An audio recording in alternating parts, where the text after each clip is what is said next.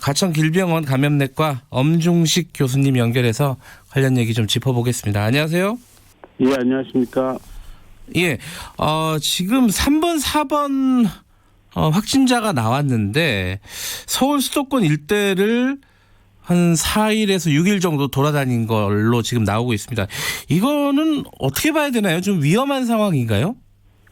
일단은 그 3, 4번 환자분들이 지금 이제 검역 과정에서 걸러지지 않은 부분은 뭐 검역의 특성상 네. 입국 당시에 증상이 없으면 뭐 당연히 걸러지지 않는 게 맞고요. 네. 근데 결국은 이제 우리 지역 사회로 이런 확진자들이 유입이 돼서 실제 증상이 나타날 때 빨리 이제 조기에 발견하는 게 중요한데, 이 조기 발견에서 가장 중요한 거는 물론 방역 단계에서의 그 열심히 활동하는 것도 중요하지만, 실제로는 이제 중국을 다녀오고 이런 그 의심 증상이 있는 경우에 본인이 빨리 인지를 해서 이 친구 체계에 스스로의 상태를 빨리 알리고 빨리 확진을 위한 검사를 받도록 그 조치를 받는 게 훨씬 더 중요하거든요. 근데 네. 이 부분이 조금 더 이 숙지가 잘 안 된 게 아닌가 싶고요. 네. 그다음에 또 하나는 의료기관 또는 보건소별로 사례정이라는 걸 가지고 환자를 이제 진단하거나 아니면 격리할지를 결정을 하게 되는데, 네. 이 사례정의가 좀 부족한 부분이 있었습니다. 예를 들면 인후통 같은 증상이 사례정의에 빠져 있었던 것도 있었고, 네. 또 일부 의료기관 같은 경우에는 여행력을 확인하는 시스템 자체가 잘 가동이 안 되는 그런 단점이 이번에 발견이 됐습니다. 그래서 이런 과정에서 아마도 환자분들이 아주 가벼운 감기라고 스스로 인식을 하고 일상생활을 한 게 아닌가 이렇게 생각을 합니다. 그러니까 증상이 입국할 때는 없었는데 나중에 이제 나온다는 거잖아요. 네, 맞습니다. 근데 이런 사람들이 앞으로도 그럼 계속 나올 수 있다는 거 아니겠습니까? 네, 뭐 이런 그 입국 과정에서 증상이 없던 무증상 감염자가 네. 이제 사회생활을 하는 동안에 감염 증상이 발생할 가능성은 항상 있습니다. 그러니까 지금 사실 중요한 거는 굉장히 높은 시민의식이 중요한데요. 네. 특히 이제 중국 지역을 다녀오고 2주가 안 된 분들은 최대한 사회적 활동이나 사람 접촉을 자제를 해주셔야 되고요. 네. 특히 이제 우한 지역, 그 후베이성 지역을 다녀온 분들은 정말 유념을 해주셔야 되고, 2주 이내에 그런 발열이나 뭐 어떤 새로운 증상이 꼭 호흡기 증상이 아니더라도 네. 몸이 아픈 것과 관련된 증상이 있으면 1339 콜센터나 지역 보건소를 이용을 해서 상담을 꼭 좀 받으셨으면 좋겠습니다.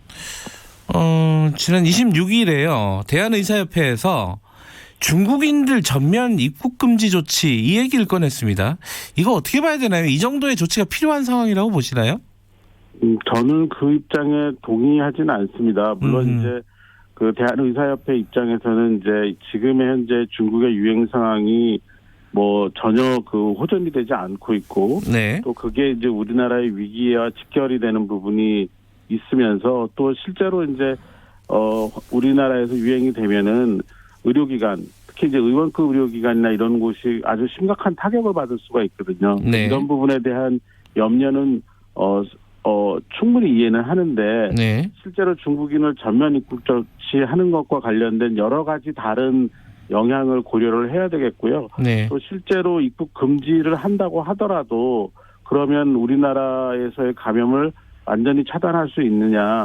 꼭 그렇지는 않습니다. 네. 지금 이제 전 세계로 퍼져나가는 입장이기 때문에 중국인이 아닌 다른 감염이 들어오면 역시 마찬가지 상황이 되거든요.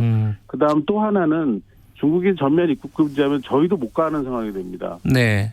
예, 중국이 당연히 우리나라도 입국 금지 시키겠죠. 그럴 때 나타나는 여러 가지 사회적 경제적 손실을 감당하기 어려운 부분이 있습니다. 그래서 이 부분은 조금 그 앞서 나간 조치라고 생각을 하고요. 네. 지금 북한을 제외하고 이런 중국인의 전면 입국 조치를 취한 나라가 아직도 전혀 없습니다. 그거는 지금 현재 검역 체계라든지 지역사회의 그 방역망에서 일부 소수의 유행은 감소하더라도 지금 상황을 유지하는 것이 오히려 더 현명하다고 판단하기 때문에 네. 세계보건기구도 아직 국제적인 공중보건 비상사태를 선포하지 않고 계속 주의 깊게 보고 또 우리나라 정부나 다른 나라 정부들도 아직은 추이를 보는 입장이거든요. 네. 그래서 이제 그런 부분을 좀 충분히 여러 가지 점을 고려해서 결정해야 되는 문제라고 생각을 합니다.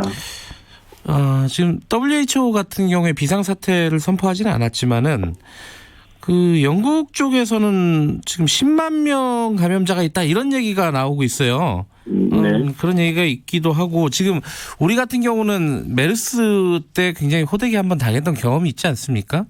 네. 좀 비교를 한다면 지금 전세적인 상황이 어떤 상황인지 좀 평가를 좀 해주시죠. 네. 아마 무증상 감염자 그리고 아주 경증의 감염자까지 다 포함을 하면 네. 지금 중국 현지에서의 감염인이 한 10만 명까지 이를 것이다라고 추산을 한 건데요. 네. 이건 뭐 어느 정도 설득력이 있습니다. 왜냐하면 증상이 나타나지 않은 사람들이나 아주 가볍게 이 신종 코로나 바이러스 감염증을 앓는 사람들 같은 경우에는 네. 진단 자체를 받지 않는, 그러니까 의료기관을 찾지 않는 가능성이 많기 때문에 이런 것들을 통계적으로 추산을 하면 네. 뭐 지금 현재 확진자의 3배에서 10배 이상까지도 추정을 하는 게 일반적인 의료적인 추정이거든요. 그러니까 네. 이 부분은 상당히 가능성이 있다라는 거고요. 그렇지만 현재 이제 여러 나라, 아프리카를 제외한 전 대륙에서 감염 확진자가 발생을 하고 있고, 이 확진자들은 대부분 중국을 방문한 후에 감염이 돼서 유입이 되는 환자입니다. 네. 그 확산은 되고 있지만 실제로 그 나라에서 또는 그 대륙에서